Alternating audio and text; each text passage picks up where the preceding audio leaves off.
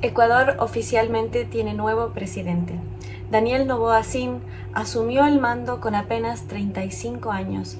El 23 de noviembre, apenas 7 días antes de su cumpleaños número 36, se oficializó como el nuevo presidente de los ecuatorianos. El presidente saliente Guillermo Lasso fue quien le entregó la banda presidencial tras ver interrumpido su mandato por la mitad. Faltando un año y medio para terminar la presidencia de Guillermo Lasso, este declara la muerte cruzada una herramienta constitucional donde llama a elecciones anticipadas, tanto para el Ejecutivo como para el Legislativo, donde él no se presentó como candidato. Ya su anterior ministra de Gobierno le pidió que declare la muerte cruzada cuando aún gozaba de la mayor popularidad de la región. Sin embargo, no quiso, en vista que el poder legislativo no le dejaba gobernar. Sin embargo, el mandatario esperó a ser el mandatario más impopular de la región, quedando incluso por debajo de Maduro, para declarar la muerte cruzada y entregar el poder. Daniel Noboa Sin fue una sorpresa para muchos, pues tenía apenas 3% de la intención de voto antes del debate presidencial, donde le fue muy bien. Eso sin mencionar el asesinato de Fernando Villavicencio, candidato presidencial, que conmocionó a la nación y la región y ciertamente movió el tablero electoral. Justamente lo que lo posicionó en el debate fue que era un candidato que no tenía conflictos con nadie, que no estaba entre los pro y los anti y que no tenía disputas sino propuestas. Lo dejó eso muy en claro en su discurso, donde acepta la presidencia de los ecuatorianos y dice: el anti tiene un límite y el pro no. Es decir, dice que no va a ser como ningún otro mandatario y no va a calzar ni en ideologías ni en discursos que esperan de él. Va a quebrar el esquema político, va a ir por encima de la división que existe entre los ecuatorianos. Sin mencionar su nombre, lo que deja muy en claro es que se termina esta era del anticorreísmo, es decir, de este odio exacerbado por el expresidente, pero tampoco a su favor. Es decir, va a gobernar para todos los ecuatorianos, o al menos eso deja en claro en su discurso. Él tomó posesión del poder en la Asamblea Legislativa, donde tienen mayoría la bancada del socialismo del siglo XXI y donde ocupa la vicepresidencia un miembro de ese partido, por lo cual dice que llegará a consensos, que la mejor forma de combatir a la violencia es combatiendo la desocupación, y presentará proyectos de ley para combatirla y justamente para ayudar a resolver los problemas de los ecuatorianos. Frente a esto cuenta con la colaboración, o al menos así lo dejó en claro en su discurso, del presidente de la Asamblea Nacional, Henry Kronfle. Henry Kronfle es quien le pone la banda presidencial a Daniel Noboa y al hacerlo le da la espalda a Guillermo Lasso.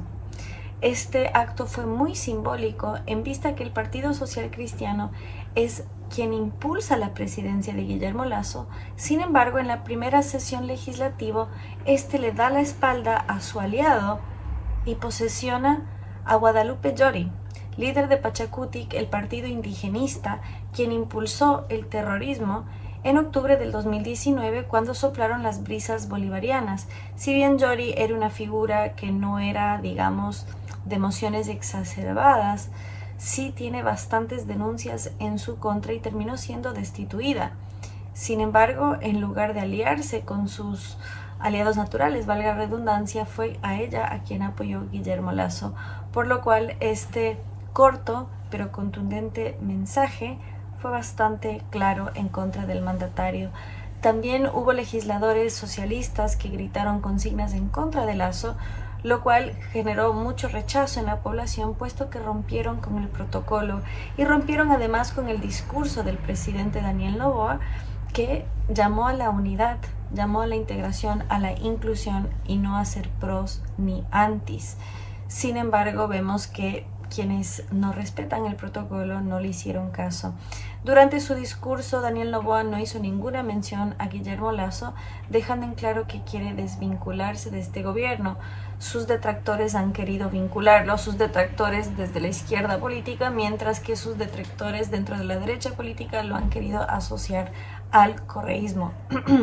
Al respecto, el Partido Social Cristiano ha dejado en claro que no se sumará en la iniciativa del socialismo del siglo XXI a perseguir a la fiscal Diana Salazar, quien ha sido enérgica en procesos contra la corrupción del socialismo del siglo XXI. Daniel Noboa ha tenido un discurso de unidad, de prosperidad y de juventud y de cambio, diciendo que la juventud no es sinónimo de desconocimiento, de ser un principiante, un ignorante, sino justamente de fuerza. Y es con esa fuerza que tiene el gabinete más joven y diverso en la historia, y los mercados han reaccionado muy positivamente, sobre todo luego que se organizó la Asamblea Legislativa, pues es necesario que haya cierta cohesión para que haya gobernabilidad. Frente a esto, el presidente de la Asamblea dejó en claro que contará el presidente con el apoyo de los legisladores para conseguir los cambios necesarios para combatir la desocupación y la violencia, que son los problemas que más acechan al país en este momento. Los discursos de ambos fueron recibidos con mucha positividad, salvo por quienes quieren seguir en la dicotomía de los pros y de los antis. Pero Daniel Noboa transmitió una serenidad muy propia de su personalidad al dejar en claro que es un hombre de pocas palabras y mucha acción. En un breve discurso, en pocas palabras, dejó en claro que el país cambiará para bien.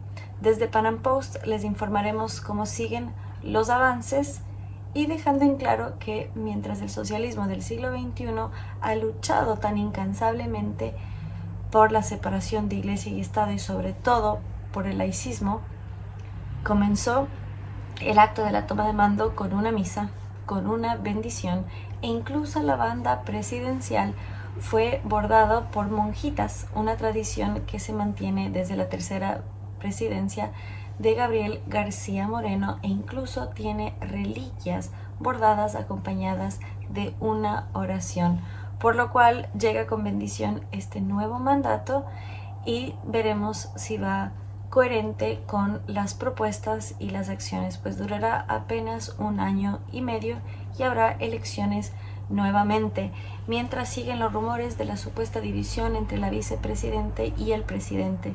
Si bien la vicepresidente no fue mencionada por el mandatario, sí estuvo presente en todo momento y estuvo ante cámaras y con un rol, digamos, propio de su cargo.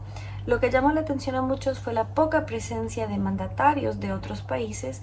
Solamente estuvieron 3. Estuvo el vicepresidente de Brasil, el vicepresidente de Honduras y el presidente de Colombia, los 3 mencionados por el mandatario. También mencionó a las fuerzas del orden, al alto mando militar, a su familia y a todos los presentes. El gran ausente, en cambio, fue su padre, Álvaro Noboa, varias veces candidato a la presidencia. Sin embargo, sí estuvo su madre, que ha sido muy entregada a labor social, lo cual el mandatario dejó en claro que ha sido su inspiración. También estuvo su tía, Isabel Noboa, una empresaria icónica en el Ecuador, quien dejó en claro que habrá cohesión entre la empresa privada y el Estado para mayor prosperidad del país.